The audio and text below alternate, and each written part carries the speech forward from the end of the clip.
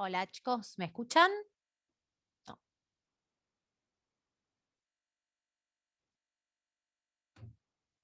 Hola, Hola, buenas tardes. Sí, Hola, sí. Hola. Sí se escucha.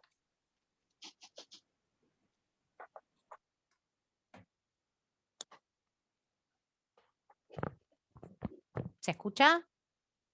¿No se escucha? Sí.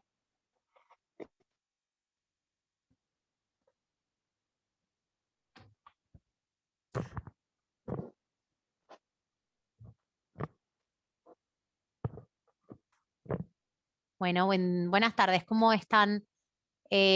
¿Alguno me puede hablar? A ver, porque yo no los escucho, creo.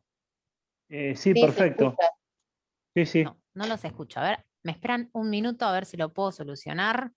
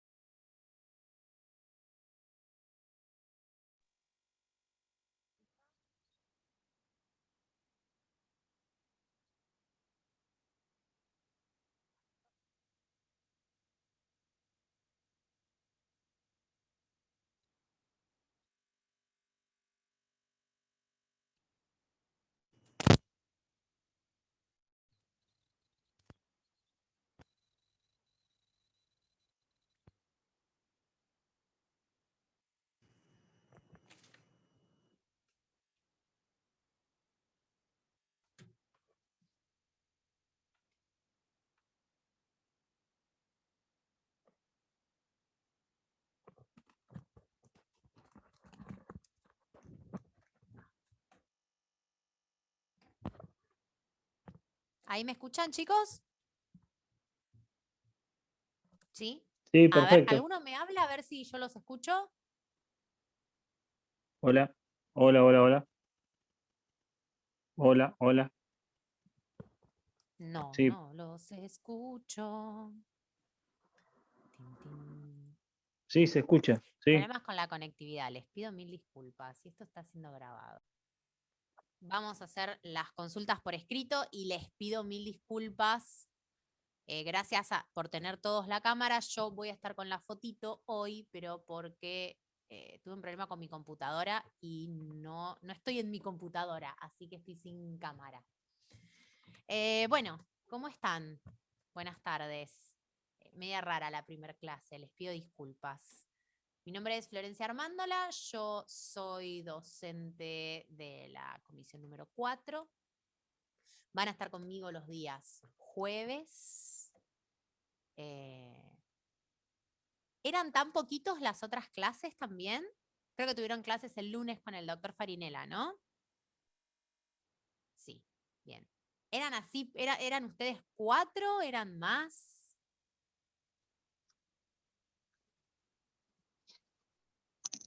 Bien. Eh, Éramos uno más. Bueno, está bien. Son clases íntimas e interactivas. La semana que viene les prometo tener cámara, así me ven la cara y lo hacemos más íntimo e interactivo. Bueno, conmigo esta primera parte del cuatrimestre van a ver la bolilla número 3 y la bolilla número 4. Bien, vamos a ver. Organización de Naciones Unidas, que es la bolilla número 3, y sujetos, que es la bolilla número 4. Tuvieron con el doctor Medel y no con el doctor Farinela. Bien, bien.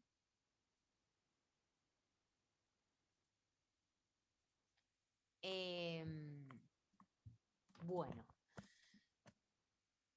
Es raro, perdón, porque yo no los estoy escuchando, así que no sé si tienen alguna pregunta que va a tener que ser escrita de lo que vieron con el doctor Medel.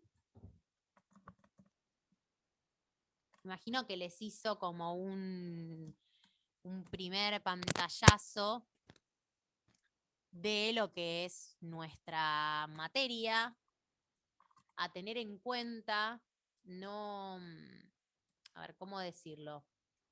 No es dio metodología de la cursada, evaluación, etc. No dio contenido de la materia. Bien. Nuestra materia es un poco distinta por ahí a lo que es el resto de...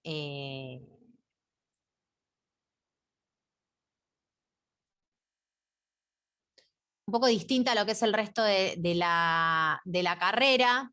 Piensen que estamos viendo una materia donde vamos a incluir o a poner en práctica, mejor dicho, un montón de principios de derecho que vinieron viendo a través de toda la carrera, ¿sí? Pero tengan en cuenta que es una cursada, digamos, es una materia que está atravesada no solo por lo jurídico, sino sí o sí tenemos que analizar todo lo que vamos a ver teniendo en cuenta el contexto histórico en el que se dio y teniendo en cuenta principalmente la política internacional. Bien, no es una materia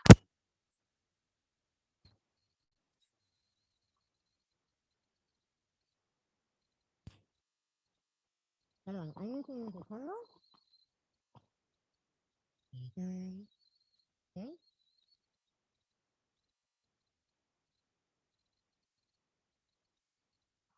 ¿Se cortó? ¿Me siguen escuchando?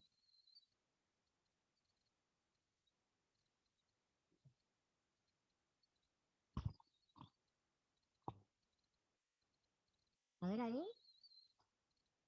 ¿Estoy haciendo bajo? ¿Estoy haciendo bajo?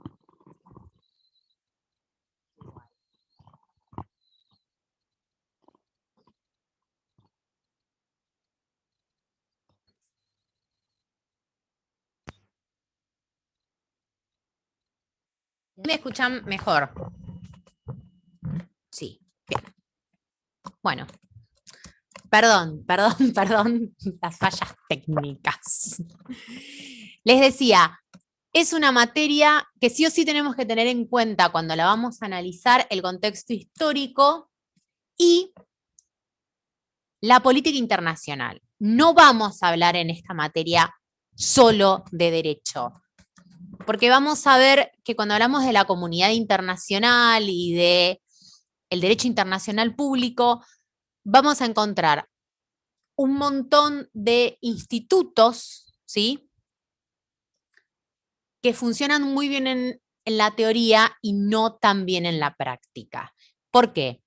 No funcionan tan bien en la práctica porque se encuentran atravesados por los intereses políticos de los distintos estados y de los distintos sujetos, bien, que actúan en la comunidad internacional. Entonces, con este breve approach a lo que es la materia, vamos a comenzar con la bolilla 3. ¿Bien? Les dije que la bolilla 3 es Naciones Unidas. Cuando hablamos de la comunidad internacional, ¿bien?, hablamos de los distintos sujetos que intervienen en las relaciones internacionales.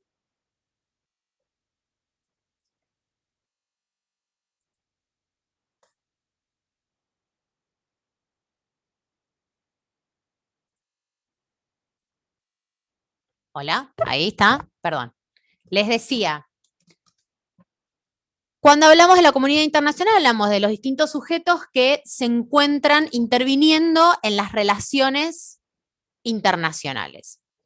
El primer o el sujeto más importante dentro del derecho internacional público son los distintos estados.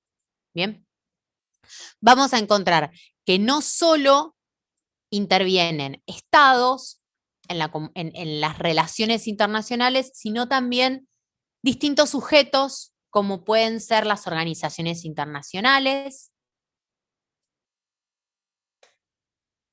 el individuo, los grupos beligerantes, etc.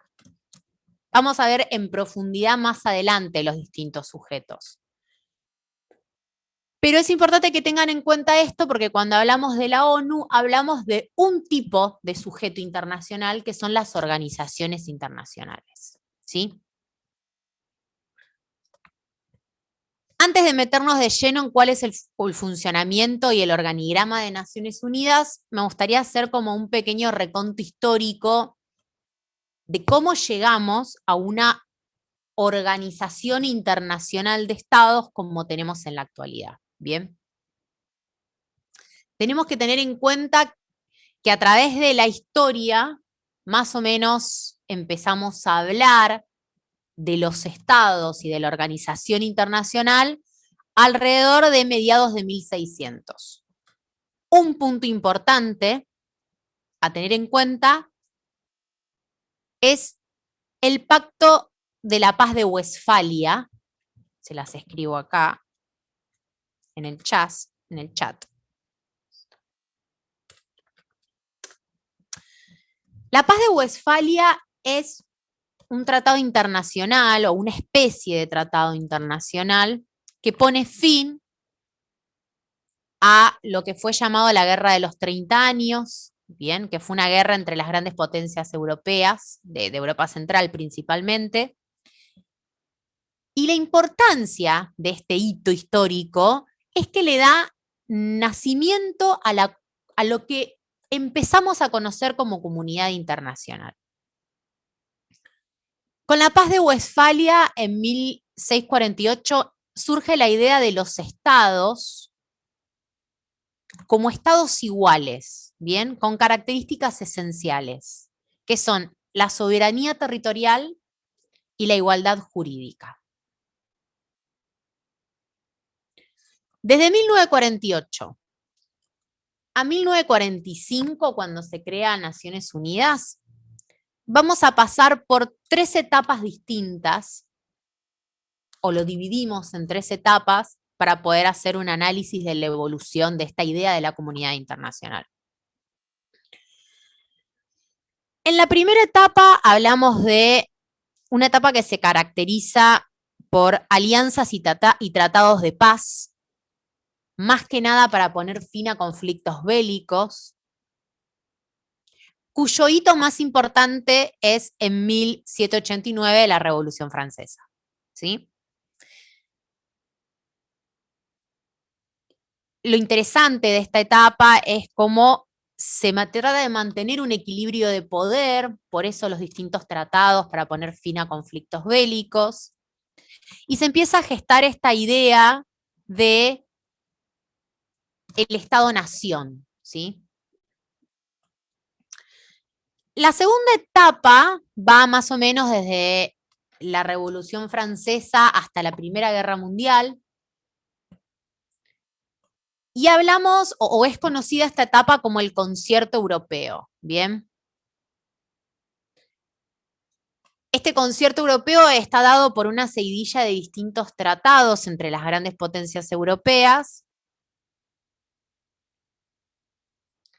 que lo que busca es mantener un equilibrio de poder entre las monarquías en decadencia y la nueva idea del Estado-nación y de los estados soberanos. Dijimos que esta etapa concluye con la Primera Guerra Mundial en 1919, y la Primera Guerra Mundial le da nacimiento a la idea de la comunidad organizada como la conocemos actualmente, ¿sí?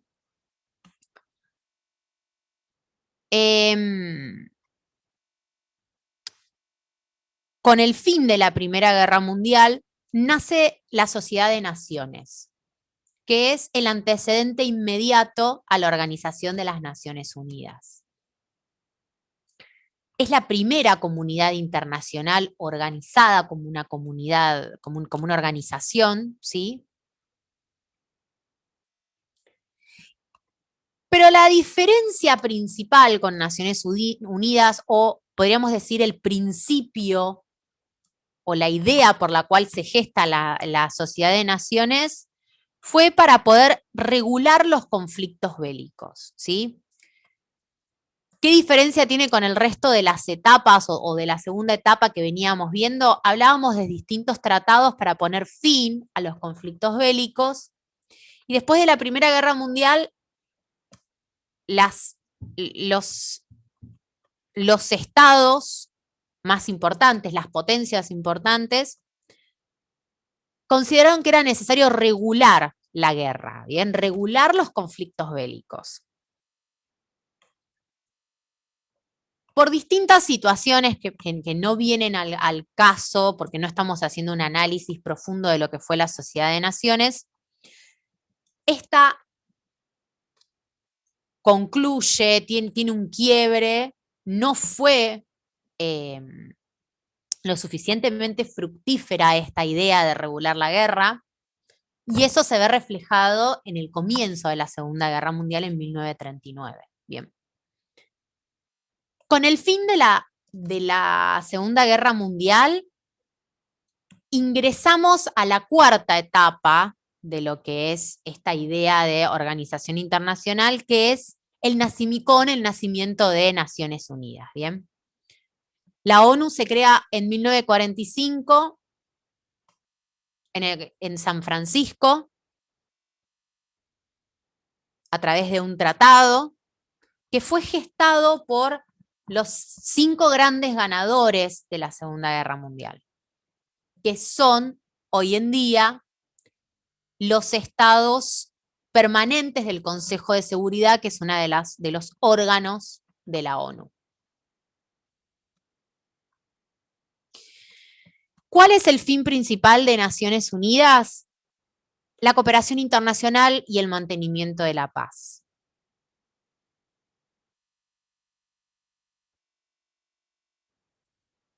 Hasta acá, ¿venimos bien? ¿Alguna pregunta? ¿Se entendió esta especie de evolución histórica y análisis de lo que es la organización internacional? ¿Sí? Bien, perfecto. Es muy gracioso porque yo desde el otro lado les estoy haciendo pulgares arriba como si ustedes me vieran y ven una foto mía nada más. Prometo solucionarlo para la semana que viene. Prometo solucionar el no escucharlos también porque a mí me interesa que ustedes participen. Así que aunque sea, háganme caras, escríbanme en el chat las preguntas. Porque la idea más cuando somos poquitos es que ustedes puedan participar y no que yo hable como un lorito la hora y media. Pero bueno. Si no hay preguntas sobre la evolución histórica, ahora sí nos metemos de lleno a lo que es la ONU, ¿sí? Van a ver que la importancia que tiene Naciones Unidas en la comunidad internacional y en el derecho internacional público, que hay toda una bolilla para analizar, a la ONU. ¿Qué es importante al momento de encarar el estudio de la bolilla 3? Hay 3 ejes relevantes que ustedes tienen que tener en cuenta, ¿bien? Los principios de la Carta de Naciones Unidas, que es el artículo 2, los propósitos de Naciones Unidas y los órganos, ¿bien? La ONU se estudia de lo que vamos a ver en clase, de lo que hay en el manual de la cátedra y de la Carta de las Naciones Unidas, que la buscan en Google y la bajan. La Carta de Naciones Unidas es el tratado constitutivo, ¿bien? El tratado que da nacimiento a la organización internacional. ¿Cuál es la naturaleza jurídica de la ONU? Porque estamos estudiando derecho, entonces en todo tenemos que analizar la naturaleza jurídica. La Carta de Naciones Unidas es un tratado multilateral, ¿bien? Es decir, en el que participan muchos sujetos. Decimos que es semicerrado porque permite el ingreso de nuevas partes al tratado, pero a través de un régimen de aceptación, ¿bien?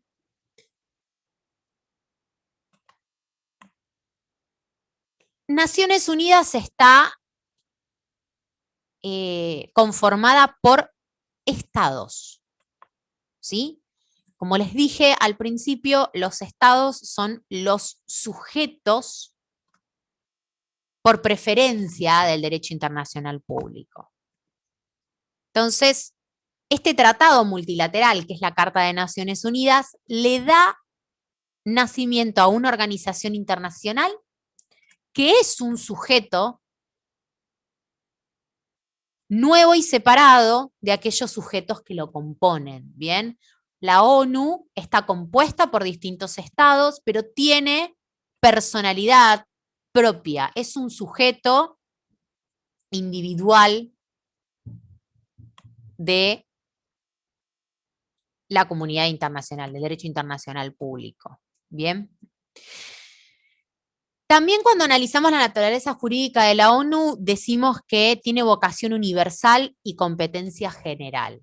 ¿Bien? Es decir, está abierta a todos los estados y tiene competencia para tratar cualquier tipo de tema que competa a la comunidad internacional. ¿Sí?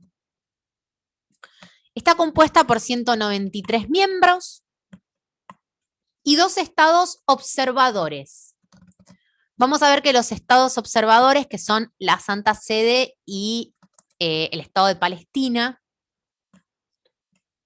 tienen voz para poder opinar sobre los temas relevantes que se traen a consideración de Naciones Unidas, pero no van a poder votar, ¿sí?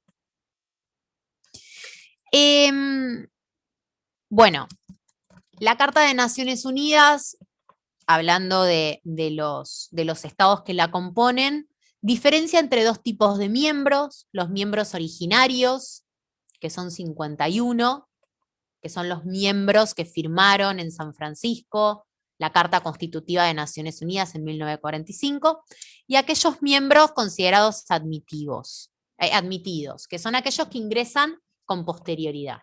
¿Bien? Acá vemos cómo es el funcionamiento de este tratado semicerrado, que yo les decía que tiene la capacidad de poder incluir nuevos miembros con posterioridad. Pregunta.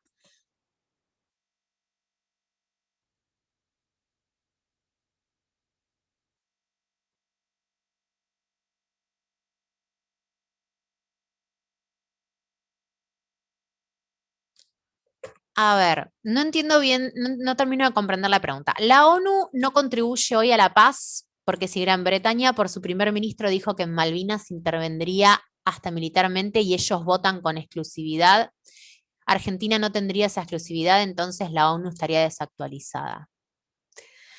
A ver, ¿te estás adelantando un poco? Sí, porque ya vamos a ver que los principios, digamos, los principios de las Cartas de las Naciones Unidas es el mantenimiento de la paz y la cooperación internacional.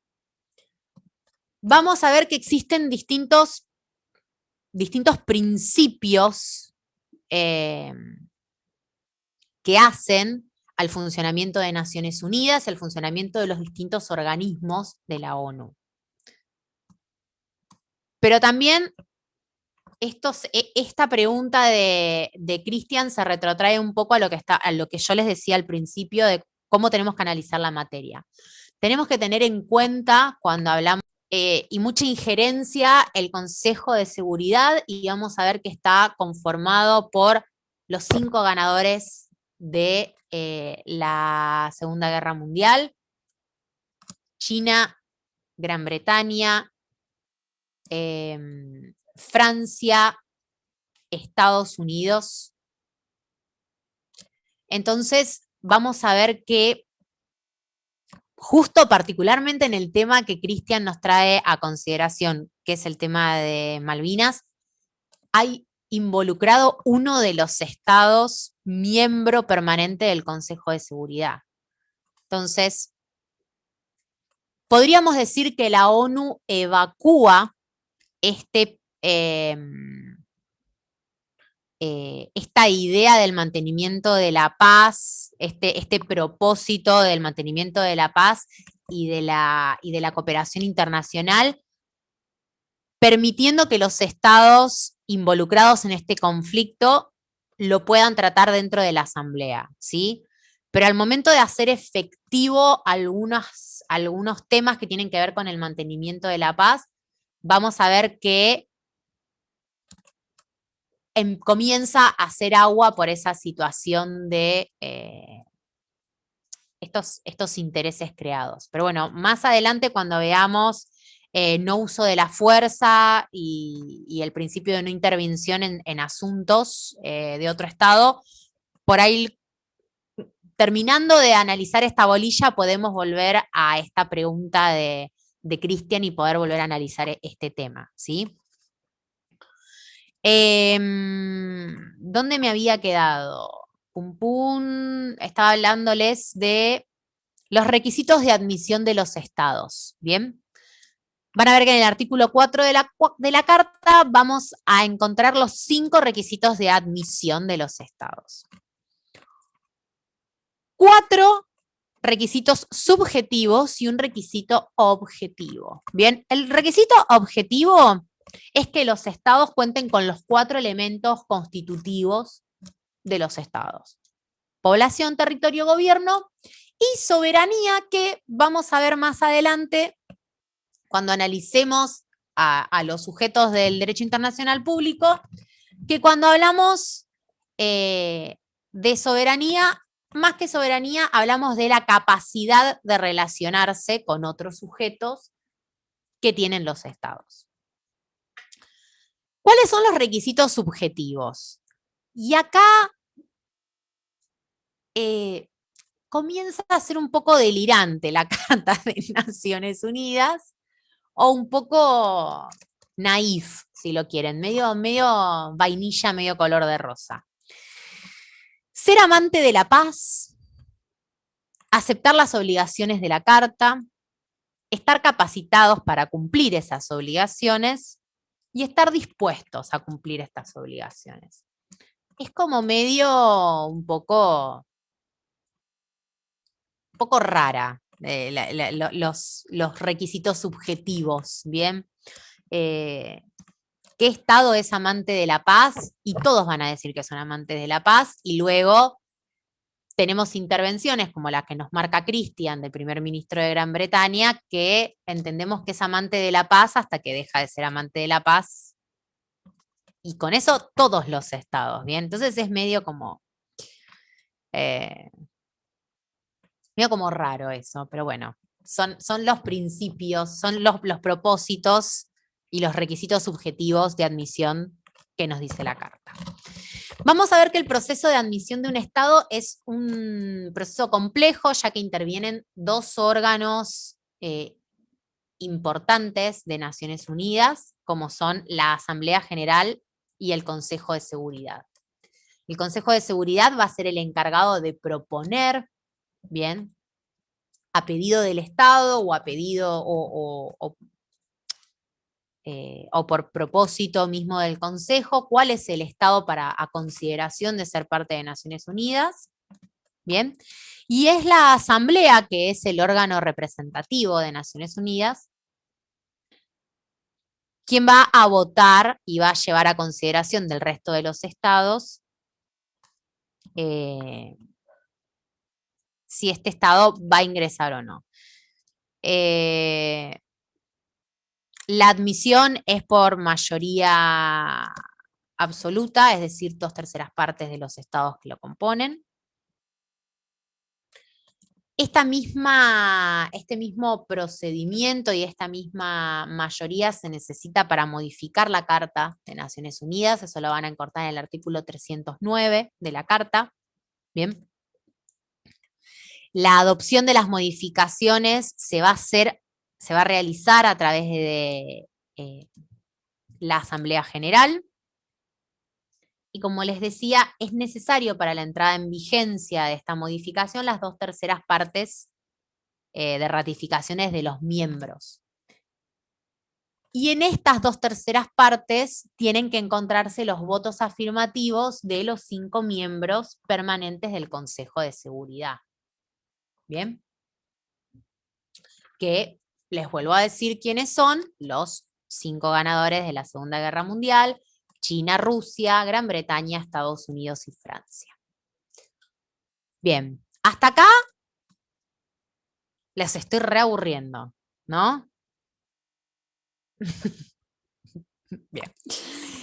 Vamos a meternos entonces a los 3 ejes temáticos bien relevantes para el estudio de esta bolilla, que son principios, propósitos y órganos de Naciones Unidas. Propósitos de la Carta o propósitos de Naciones Unidas. Artículo 1 de la Carta es como, digamos, estos propósitos son como las ideas, bien, que generaron, que gestaron la creación de Naciones Unidas, y podríamos decir que es como el alma de Naciones Unidas, son aquellos propósitos a los cuales la organización aspira, ¿sí? Dijimos que son 4 los propósitos: el mantenimiento de la paz y la seguridad internacional.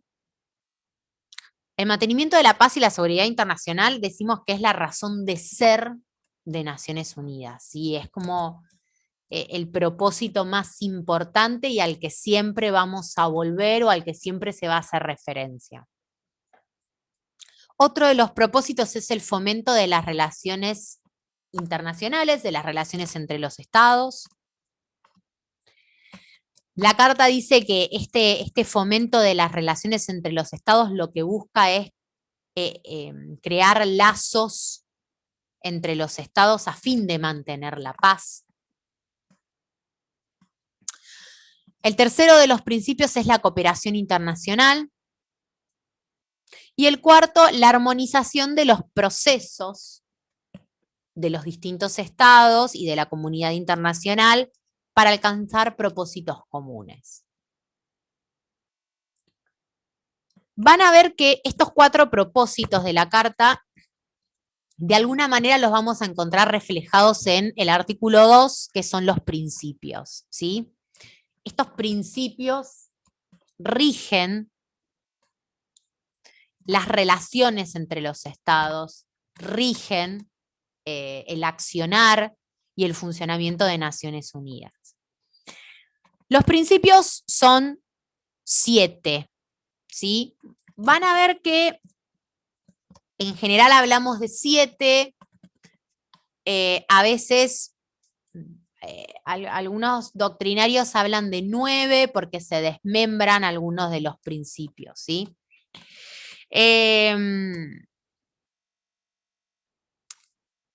Los voy a nombrar cuáles son los 7 para que ustedes tomen notas si quieren o no, si no está en la carta, y luego los vamos a ver con un poquito de profundidad. Principio de igualdad soberana de los estados. Principio de buena fe. Cuando hablamos del principio de buena fe, hablamos de la buena fe en el cumplimiento de las obligaciones de la Carta de Naciones Unidas. Principio de no uso de la fuerza es de los principios también, de las vedettes de los principios de la Carta. El principio de no intervención, el nombre completo del principio es no intervención en asuntos de otros estados. El principio de resolución pacífica de controversia. El principio de libre determinación de los pueblos. Y por último, el principio de cooperación, que como verán es un propósito y es un principio dentro de la Carta de Naciones Unidas. Y antes de adentrarnos en el análisis del principio de no uso de la fuerza, les voy a nombrar cuáles son los 6 órganos principales de Naciones Unidas. Tengamos en cuenta que cuando hablamos de Naciones Unidas hablamos de un sistema, ¿bien? La organización es un sistema de distintas organizaciones, en la que vamos a encontrar a la ONU como la organización más importante y la que nuclea un montón de otros pequeños órganos y organismos que flotan alrededor de Naciones Unidas, como puede ser ACNUR, que es el órgano dedicado a refugiados, el PNUMA, que es el Programa de Naciones Unidas para el Medio Ambiente, y así distintos organismos dependientes de Naciones Unidas. Pero independientemente de estos órganos que podrían ser como entes autárquicos pertenecientes a Naciones Unidas, la ONU, dentro de su establecimiento, tiene 6 órganos principales, ¿bien? Que son los que manejan las decisiones que afectan al resto del sistema y a la comunidad internacional. Tenemos el Consejo de Seguridad, la Asamblea General, la Secretaría, dependiente del secretario, la Corte Internacional de Justicia, el ECOSOC, que es el Consejo Económico y Social, y por último, el Consejo de Administración Fiduciaria. Estos últimos dos, el ECOSOC y el Consejo de Administración Fiduciaria, diríamos que son de los órganos importantes de Naciones Unidas, los menos importantes, o los que, no menos importante, pero menos relevancia a lo que es lo jurídico y el análisis de los distintos institutos que vamos a ver a través de la materia tienen, ¿sí? De hecho, el Consejo de Administración Fiduciaria es un órgano medio como residual en este momento, ha quedado como medio en desuso, ¿sí? Bien, dicho esto y analizados a grandes rasgos los 3 ejes relevantes para que ustedes estudien, vamos a meternos en el análisis de los principios de la Carta, ¿sí? Y a mí me gusta empezar con el artículo 2.4 de la Carta de Naciones Unidas, que es el principio de no uso de la fuerza, ¿sí? Les decía, es como el principio vedette, porque está relacionado principalmente con el propósito del mantenimiento de la paz y la seguridad internacional, ¿sí? Cuando hablamos del no uso de la fuerza, como definición, hablamos de la abstención a recurrir a amenaza o uso de la fuerza contra la integridad territorial o independencia política de un Estado. Y acá tenemos que hacer hincapié en varias palabras que componen a este principio, a la definición de este principio, que es la amenaza o uso de la fuerza,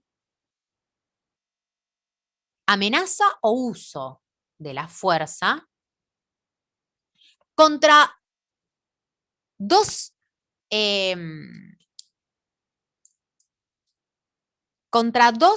situaciones, o contra 2 componentes de un Estado, que son la integridad territorial y la independencia política.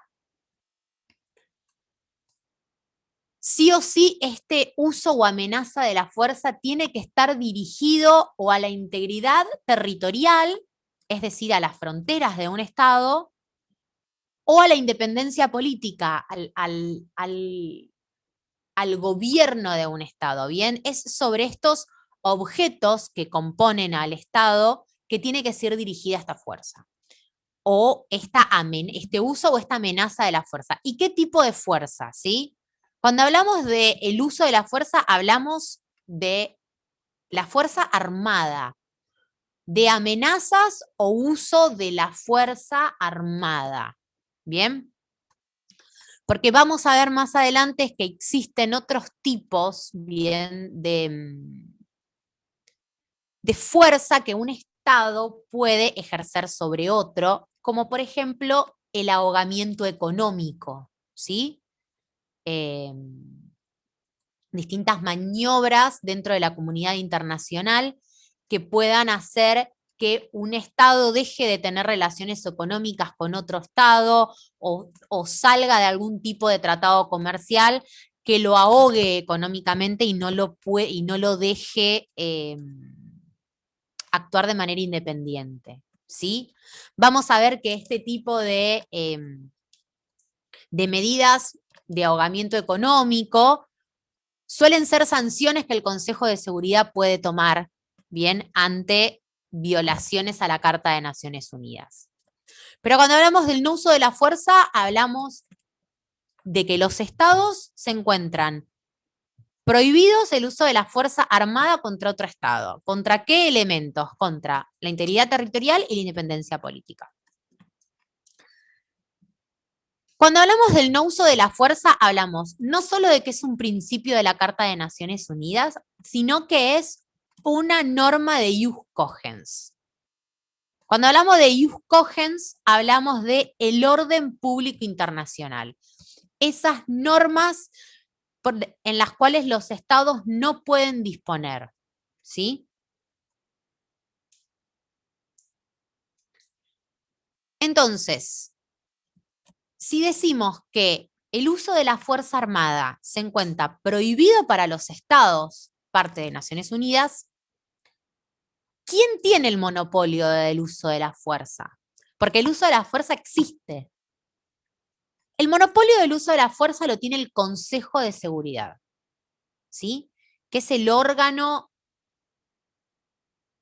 de ejecución de la ONU. Pero como todo, ¿sí? En el derecho vamos a encontrar que este principio de no uso de la fuerza tiene una excepción que se encuentra en el artículo 51 de la Carta y que es la legítima defensa.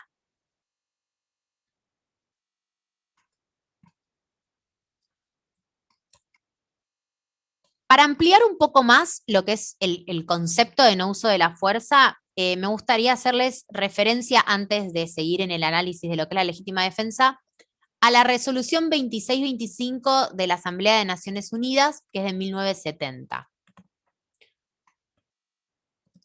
En esta resolución la Asamblea desarrolla un poco más lo que es el principio y el concepto de no uso de la fuerza, y lo caracteriza diciendo que es la abstención de un Estado a recurrir a la fuerza para violar fronteras internacionales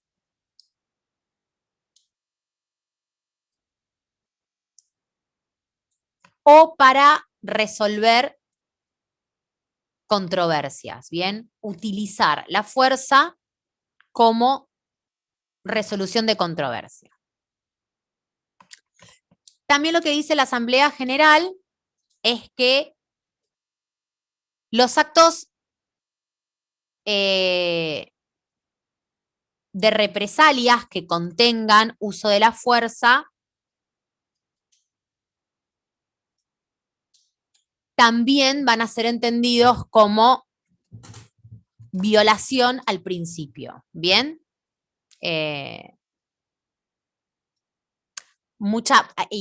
Estos actos de represalia está íntimamente relacionado con la legítima defensa. Una cosa es que yo utilice la fuerza para defenderme y otra cosa es que yo use la fuerza como modo de represalia, ¿sí? A modo de atacar a un Estado por una situación en particular y no respondiendo a un acto de violencia. ¿Se entendió? ¿Se entiende esa diferencia? Ahora por ahí cuando veamos un poco más de legítima defensa lo vamos a ver. La legítima defensa, les decía, la encontramos en el artículo 51. Vi que el doctor Farinella hizo como un...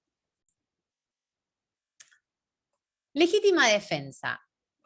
Vamos a encontrar que existen dos tipos de legítima defensa en la Carta de Naciones Unidas, y en la doctrina se ha analizado un tercer tipo también de legítima defensa. En el artículo 51 vamos a encontrar la legítima defensa individual y la legítima defensa colectiva. Sí. Y doctrinariamente se ha analizado en lo que es... en lo que va del principio de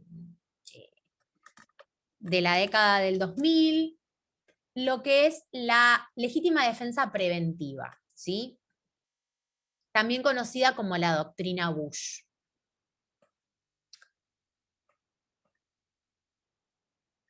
Cuando hablamos de legítima defensa, hablamos de repeler un ataque, ¿bien? No de que esto, no una defensa.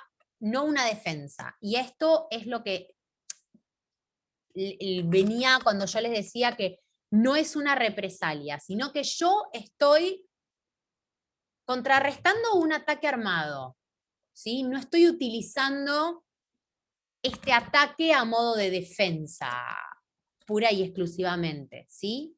No sé si eso se entiende. Las características de la legítima defensa dentro de la Carta de Naciones Unidas son bastante parecidas a los conceptos que manejamos de legítima defensa del Código Penal doméstico, ¿sí? Tiene que existir proporcionalidad entre el ataque y la defensa. Si yo tengo una violación, por ejemplo, a mis fronteras, por parte de un grupo armado pequeño, no lo puedo repeler con una bomba atómica, ¿sí? Un ejemplo grosso, para que se entienda bien. Otra de las características de la legítima defensa es que tiene que ser inmediata, ¿sí? Yo estoy siendo atacado y inmediatamente ejerzo mi derecho de legítima defensa. El Estado que está siendo atacado tiene la obligación de informar al Consejo de Seguridad. ¿Por qué? Porque como les dije anteriormente, el Consejo de Seguridad es quien tiene el monopolio del uso de la fuerza. Entonces, si yo estoy siendo atacado, debo inmediatamente informar al Consejo de Seguridad, y si el Consejo de Seguridad no me da una respuesta pronta, ahí yo puedo ejercer mi legítima defensa. ¿Bien?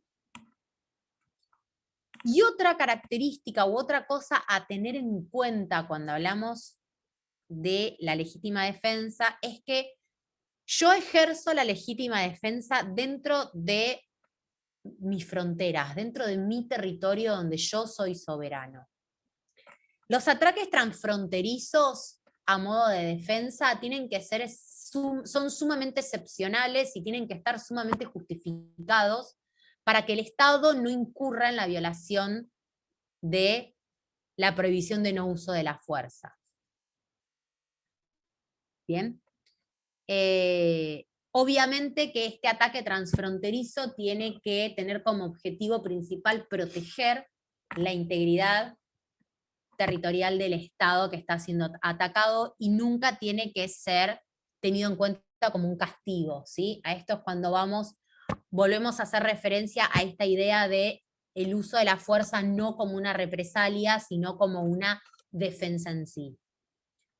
¿Hasta acá se entiende legítima defensa? ¿Venimos entendiendo principio de no uso de la fuerza? ¿Preguntas?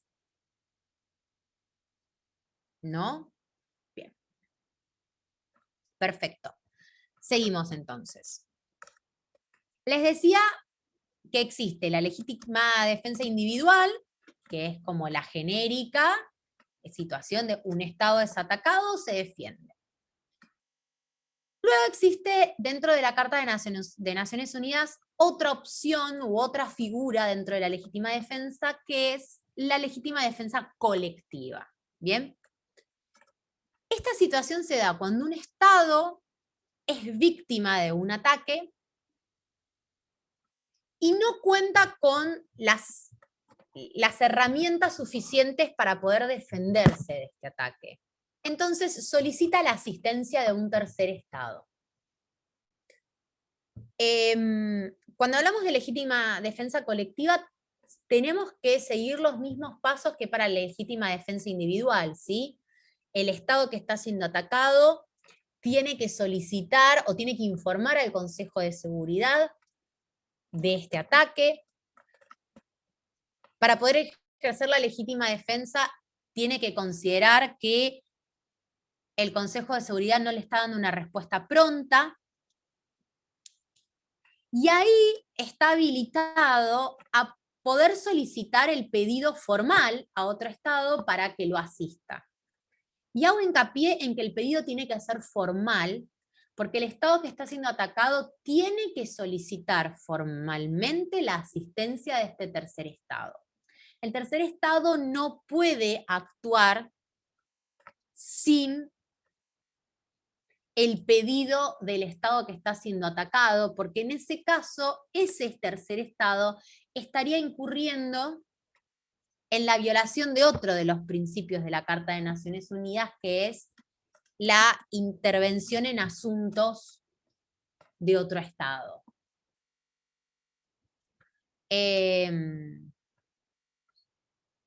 Entonces, cuando hablamos de legítima defensa colectiva, tenemos que tener bien en cuenta que para que sea entendida como tal, tiene que haber una solicitud por parte del Estado que está siendo atacado, y después se tienen que seguir con las formalidades con las características que solicitamos para la legítima defensa individual. ¿Cómo es el accionar del Consejo de Seguridad? Porque dijimos que le tenemos que dar sí o sí, notificar al Consejo de Seguridad, le tenemos que dar intervención, y yo puedo como Estado ejercer la legítima defensa cuando el Consejo de Seguridad no me contesta. Pero el Consejo de Seguridad no me contesta de manera pronta, pero puede ser que sí me conteste, ¿sí? Entonces, una vez que el Consejo de Seguridad toma intervención en el conflicto,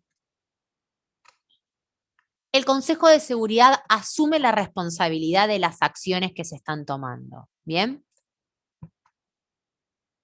El Estado que ejerció la legítima defensa tiene la obligación de informar cuáles son las acciones realizadas y aquellas acciones que están en curso para poder defenderse de este ataque. Y el Consejo de Seguridad podrá consentir o podrá dictar nuevas medidas. Pero lo que sí tienen que tener en cuenta es que una vez que el Consejo de Seguridad interviene en este conflicto armado, el Estado que estaba ejerciendo la legítima defensa debe cesar en las acciones que está llevando a cabo y las debe continuar el Consejo de Seguridad. Puede ser que el Consejo de Seguridad intervenga y consienta estas acciones y le solicite al Estado que continúe él ejerciéndolas, ¿sí? Pero siempre tienen que ser consentidas y tiene que ser a pedido del Consejo de Seguridad, porque esto se los vuelvo a recalcar y no me voy a cansar de decirlo, es el Consejo de Seguridad quien tiene el monopolio de la fuerza dentro de la comunidad internacional, dentro de la teoría de la Carta de Naciones Unidas. Y cuando terminemos de ver este tema, vamos a analizar casos en concreto y vamos a ver que muchas veces no se condice lo que nos dice la Carta y el sistema perfectamente armado que tiene la Carta de Naciones Unidas con la realidad de los hechos en un montón de situaciones, ¿sí?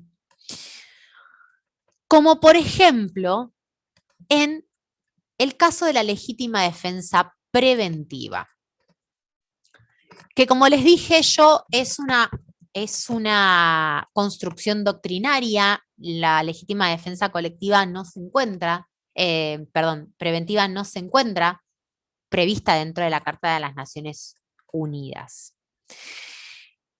Nace en 2001 después de los ataques del 11 de septiembre a las Torres Gemelas, por eso es conocida también como la doctrina Bush. Y cuando hablamos de la legítima defensa preventiva, hablamos de la legítima defensa ante la inminencia de un ataque armado, ¿sí? No toda la comunidad internacional acepta esta teoría.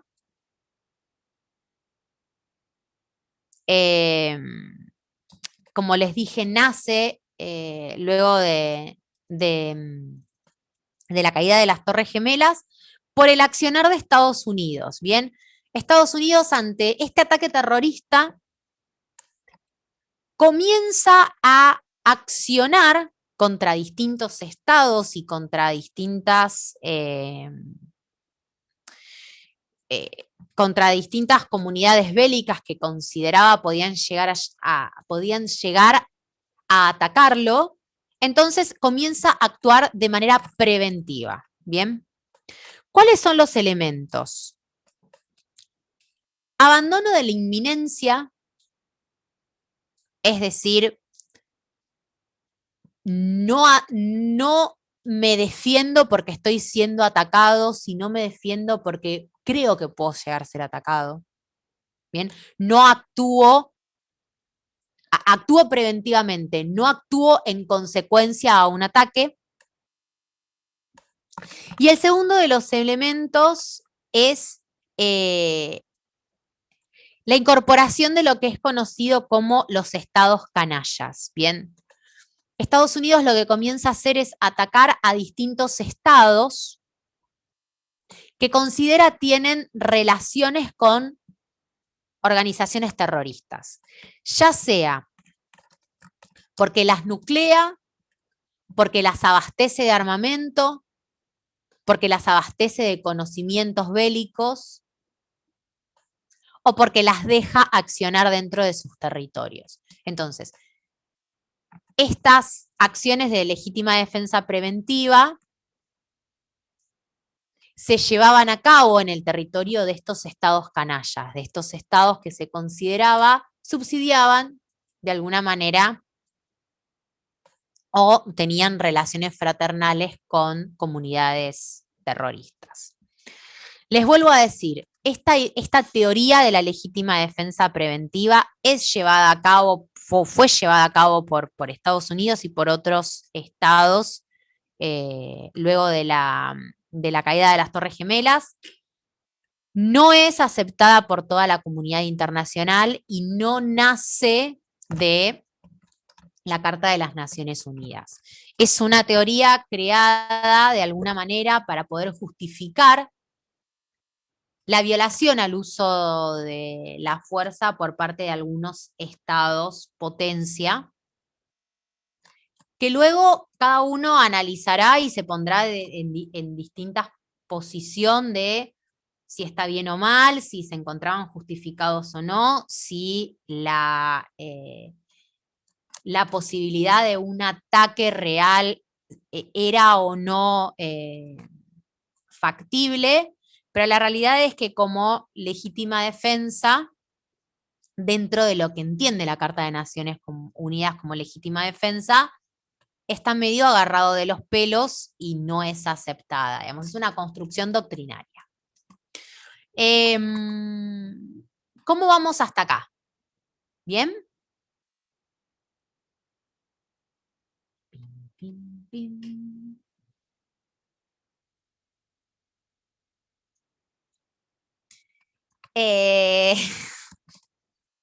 Sí, un poquito. Acá Cristian dice que parece el espíritu de proceso de reorganización del 76. Sí, a ver. La realidad es que Estados Unidos es una de las grandes potencias dentro de la comunidad internacional y es una potencia con mucho peso dentro de lo que es Naciones Unidas porque es parte del Consejo de Seguridad, es un miembro estable del Consejo de Seguridad. Y la realidad es que la legítima defensa preventiva es una teoría doctrinaria que nace pura y exclusivamente para poder justificar el accionar no solo de Estados Unidos, sino del resto de las potencias europeas también frente a los distintos ataques terroristas. Pero bueno, la realidad respecto de lo que nos comenta Cristian es que, bueno, cada uno analizará el contexto histórico en el que se dio esta legítima defensa preventiva. Se puede o no justificar según del lado que cada uno se ponga. La realidad es que tratando de abstraernos de las situaciones que dieron origen a esta teoría y si vamos pura y exclusivamente a a lo que prescribe la Carta de Naciones Unidas, a mi entender, no sería una legítima defensa, no cumpliría con ninguna de las características de la legítima defensa. Pero eso es una opinión personal. La realidad es que es una doctrina que existe dentro de la comunidad internacional y por eso nosotros lo estudiamos y lo compartimos en clase. Como verán,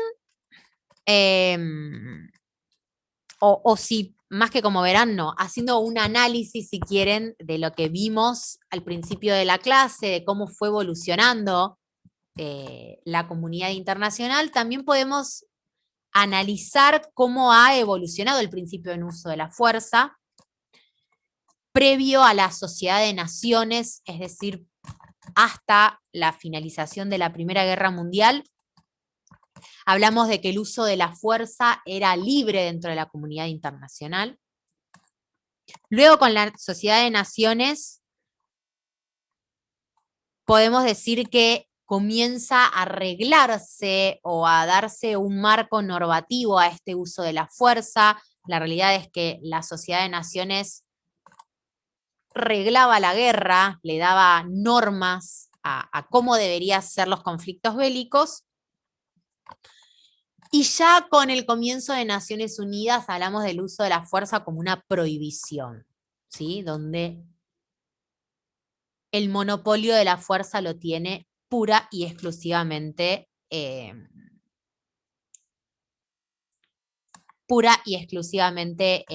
Consejo de Seguridad, ¿sí?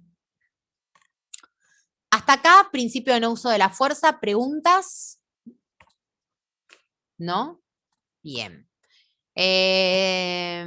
Si les parece, seguimos un poquito más. Vamos a ver el principio de resolución pacífica de controversias y la clase que viene terminamos de ver el resto de los principios. Principio de resolución pacífica de controversias. Chan, chan, chan. Artículo 33 a 36 de la Carta de Naciones Unidas. Vamos a ver que la Carta, tomando un poco lo que venimos hablando del no uso de la fuerza, a los estados no poder usar la fuerza para resolver sus conflictos, la Carta de Naciones Unidas nos da un montón de distintos métodos para resolver los conflictos entre los estados. Los métodos no son taxativos dentro de la Carta de Naciones Unidas, pero nombra varios que los da a modo de ejemplos. Entre ellos vamos a encontrar la negociación, la mediación, el arbitraje, la conciliación y el arreglo judicial. Bien, cuando hablamos de arreglo judicial, hablamos de la intervención de la Corte Internacional de Justicia, salvo que exista algún tribunal específico sobre la materia, como puede ser el Tribunal del Mar para conflictos que estén relacionados con cuestiones derecho marítimo, ¿sí? Cuando hablamos de la resolución pacífica de controversias, la Carta de Naciones Unidas nos dice que es una obligación de los estados y es una obligación de ius cogens, es decir, es una obligación de la cual los estados no se pueden desprender, ¿sí?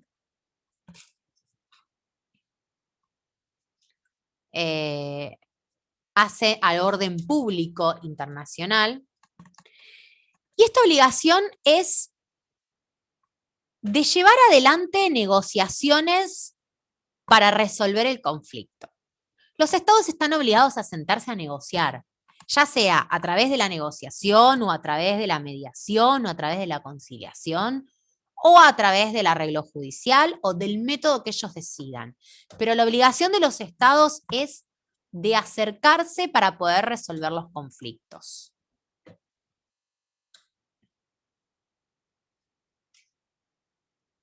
no están obligados los estados a resolver el conflicto en sí.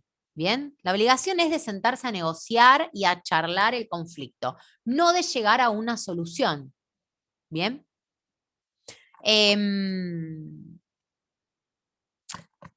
Este análisis del principio se desprende de un fallo de la Corte Internacional de Justicia, que es Plataforma del Mar del Norte,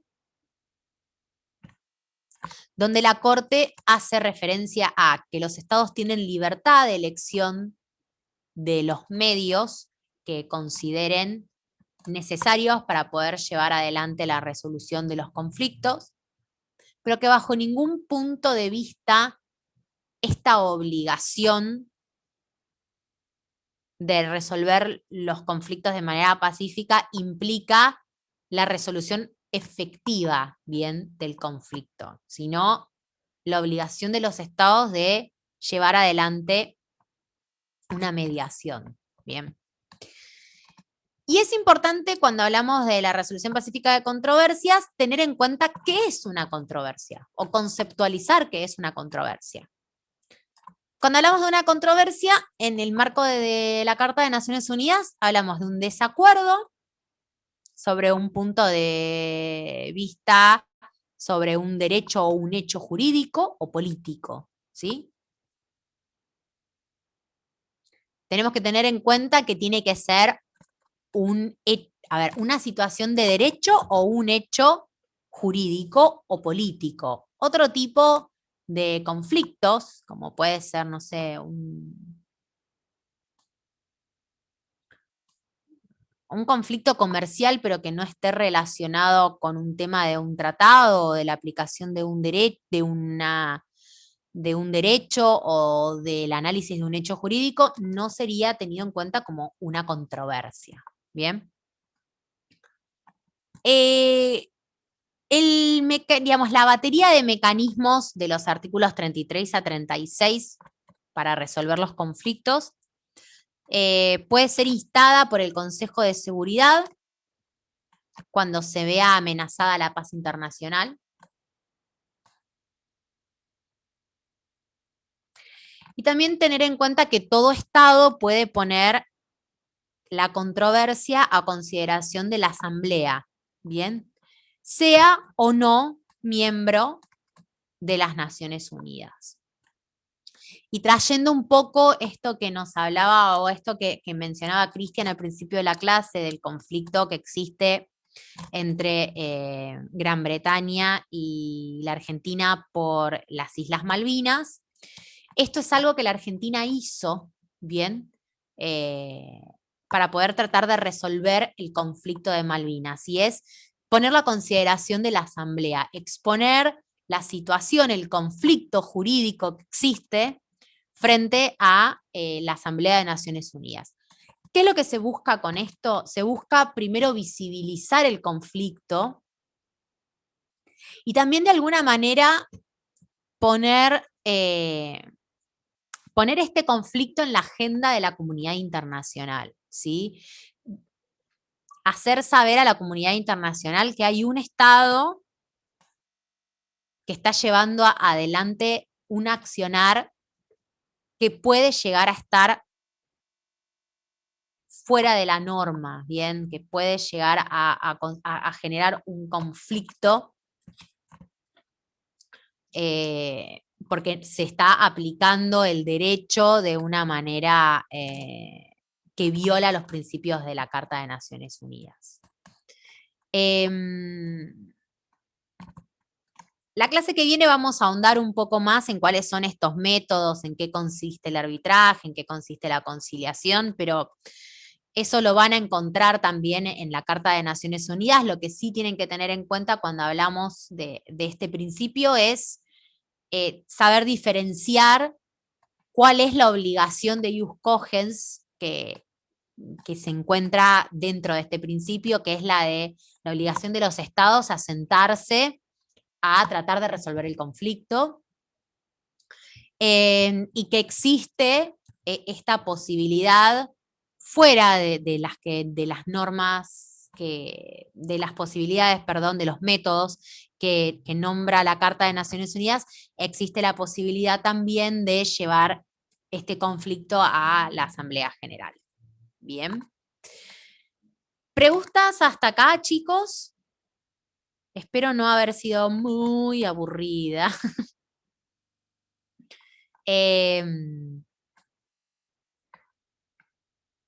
Estoy anotando sus nombres, así les paso el presente. Concepto de controversia es un desacuerdo sobre un punto de derecho o de hecho jurídico o político. ¿Bien? Es un desacuerdo sobre la aplicación de un derecho o sobre un hecho jurídico o político, ¿sí? Ese es el concepto de controversia. Que, les decía, ese concepto está dado por la Corte Internacional de Justicia en el fallo de la Plataforma del Mar del Norte, que ya más adelante lo vamos a ver porque es un fallo que no solo trae a colación temas de derecho del mar, sino que trae a colación temas de la parte general de la materia que tiene que ver con esto, con el principio de lo que es una controversia, con la resolución pacífica y distintos temas. Bien, si no hay más preguntas...